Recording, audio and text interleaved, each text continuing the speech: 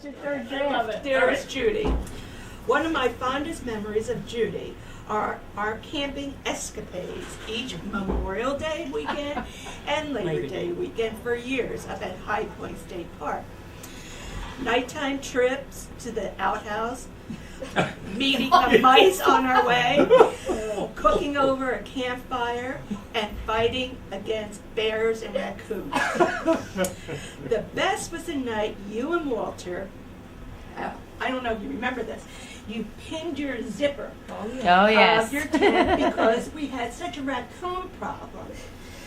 And so we all went to sleep, and then you felt something on your legs. And you thought, Walter! I was getting fresh, right? The kids were in the tent. He better not have been getting fresh. No, you thought he was going to the outhouse. Right. And so you got the flashlight and you pointed it that way. And what was it? The raccoon was there. Two eyes staring right at her. That was quite a hoot. At any rate. I'm glad. At the time. Thanks to you and Maureen for making those trips both memorable and tolerable for me. Thank you so much. Thank you. I'm glad you were there to share it together. Judy, weren't you pregnant and the toilet blew off? That was she was pregnant. I was pregnant. And somebody poured Clorox in the toilet. You tell it. Your mother. Oh my God. When we knew we had two pregnant campers, we decided we couldn't tent camp. So we went to Stoke State Forest And brought roaches and home. we had a cabin. Yes. And in the cabin, I mean, we had bunk beds that Allie fell out of the top of. Yes. We're not going to go there. And it was a 4-foot But snake. they had an outhouse, and these two pregnant ladies said they could not use the outhouse that was there because We were going to get sick. So Charlie had to get in the car, drive them, 10 miles to the bathroom, 10 miles back. So I said, this is silly. Let's dig a hole. No, I said, outhouse. How do you clean toilets? Clorox. So I took a gallon of Clorox and I go to the outhouse and I pour it in the hole and all of a sudden this because they're treated Big time. organically. And you put bleach. Big time. I mean, Big time. I ran. The thing shook. The door blew open, but it didn't blow up. It just She had an answer to the park ranger. What did you say to the park ranger? Oh, I loved it. We loved it. I'll never forget the time I invited you out to dinner. Remember your special birthday dinner? And I didn't tell you where we were going. Okay. And remember, I didn't tell you until we got to the Sand Dollar in Brielle. And you seemed very pleased with my choice. And we were sitting there having a lovely dinner, talking and laughing and Just the two talking of about you? just the two of us. And all of a sudden, I don't know if you know how Brielle, the Sand Dollar is, but there's windows all around, big windows. And I look up and she looks up and here is this plane coming right at me. Oh my And God. we looked at each other in shock. We didn't know whether we should hit the floor, run out of the room. We didn't know what to do. And this guy came so close. I don't know how he got so close. plane. You could see the Oh plane. yeah. Oh yeah. And we look at it, we should have been on the floor or out of the room, It but was we're within standing. 50 feet, right? Oh. I mean, Oh, it was The way she shocking. told me. It was shocking. And remember he veered off He did. Thank goodness he veered last off. minute. We wouldn't be here. Last minute. And I'm so glad he did because Right. we're here to be You're able right. to talk about it. But on a serious note, I want you to know how blessed I am to know you. When your beautiful daughter married my son, we inherited a caring, loving friend. Judy, you've always made sure to include us in all of your dinner celebrations, knowing that I'm not always able to reciprocate due to our situation. I am truly blessed to call you a friend, and the other grandma. May God bless you for all you do for your family and for your friends. Happy 70th.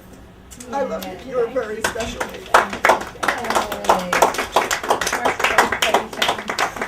Because she's a peanuts, I think of you. Coming down for the beach, but we have to get together more often. I agree. We'll do. I talked to Trini the other day and I said, Yeah. we don't need to do Christmas, but we need to do before Christmas cookies or something. And it'll be at Eric's. And you don't because always he have has to the come biggest to house. us. That's right. So we're Eric- inviting Eric- ourselves. Evelyn and I, we've already discussed No, this. we We have will to be convene. at Eric's house. Eric we and will Evelyn be- are a perfect, or perfect your host. house. Should you talk to Eric about that? No. No, Evelyn and I are, yeah, he has the I remember you walking across the street with Allison right behind her to welcome the two kids from Boston who bought the house. You didn't know what we were going to do when there were many days you were, even till now, you still are not sure what we're doing. But I can honestly say it was the most blessed thing that happened to the Penta family, that Judy Mischler was across the street. We have many, many good memories. We have shared so much in our lives.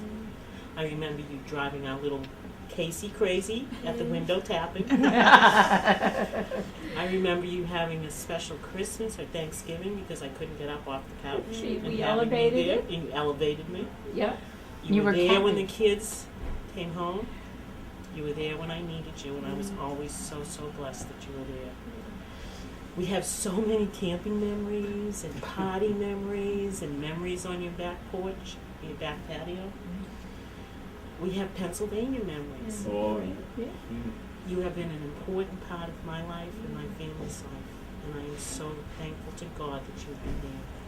When I think of you, I think of love, I think of patience, I think of someone with great faith who extends love to everybody, and we've been blessed by it. So Judy, you've had a great impact on everyone sitting at this table, and we are so thankful.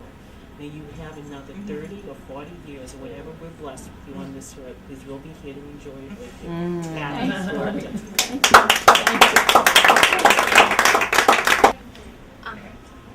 First, thank you for raising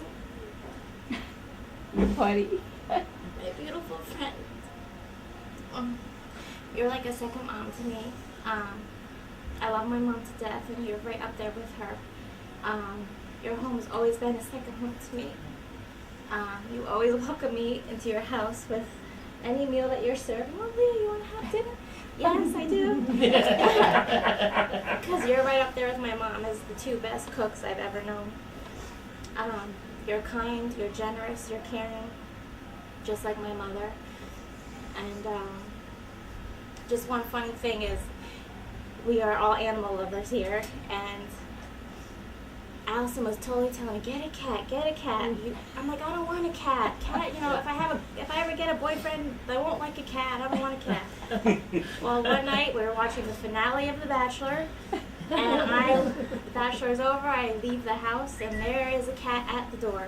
Allison's like, yeah, it was. Does that have Luke? Is he a Yes, baby? baby. Okay, baby.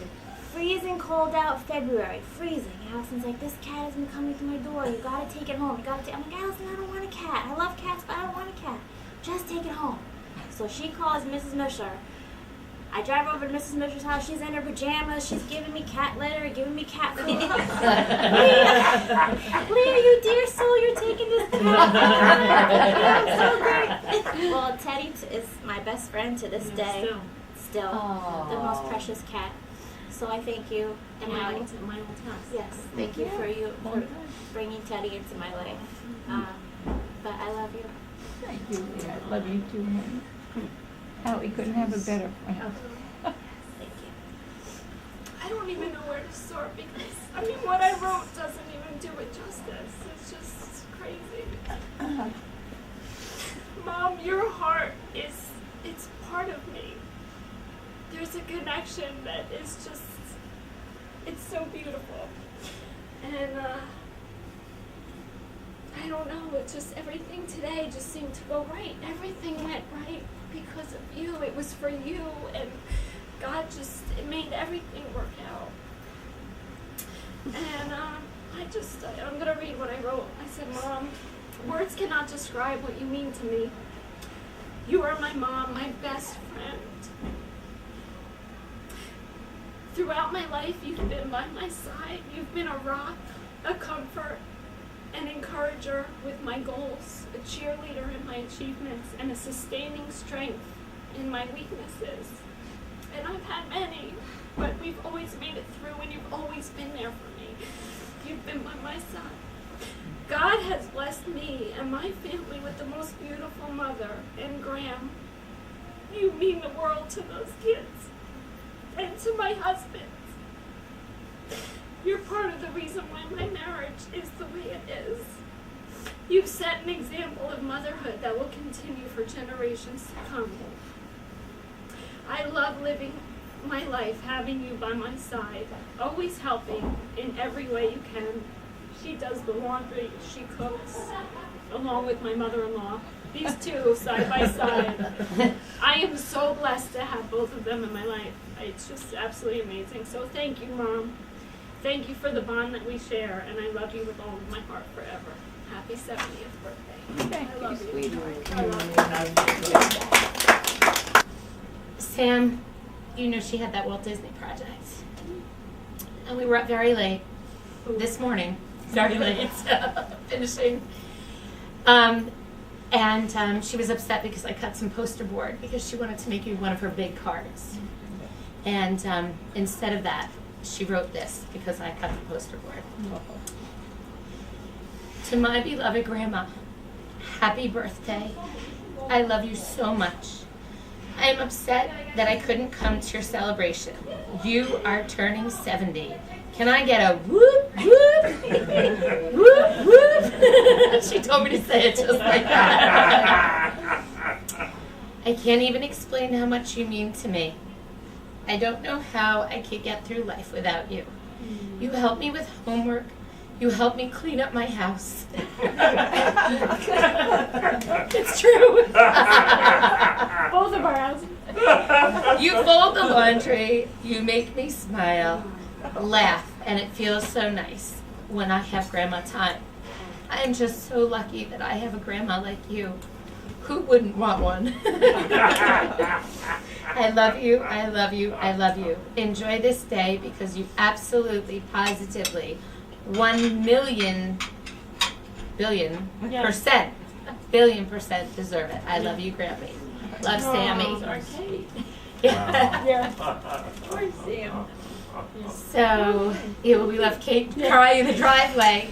Yeah, Kate was crying. It's okay. She's fine now. Okay.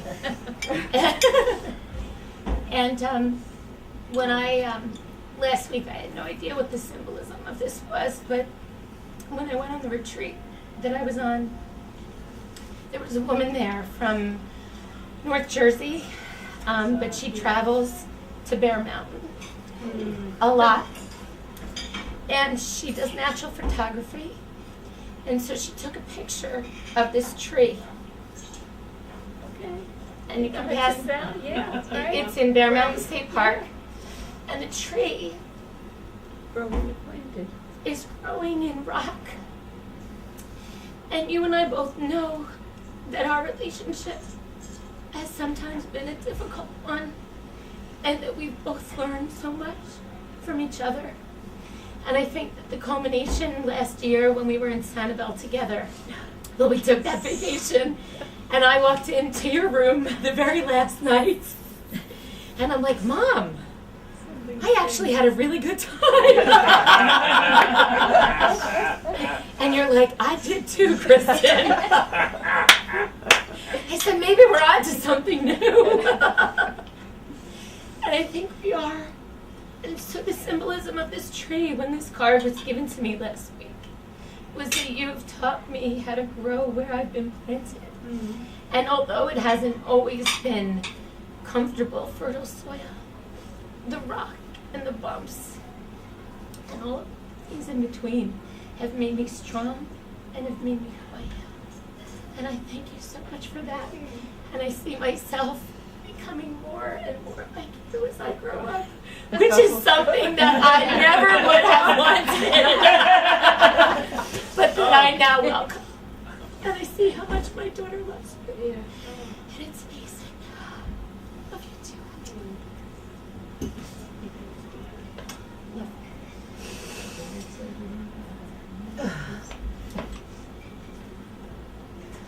Who's the rock and who's the tree?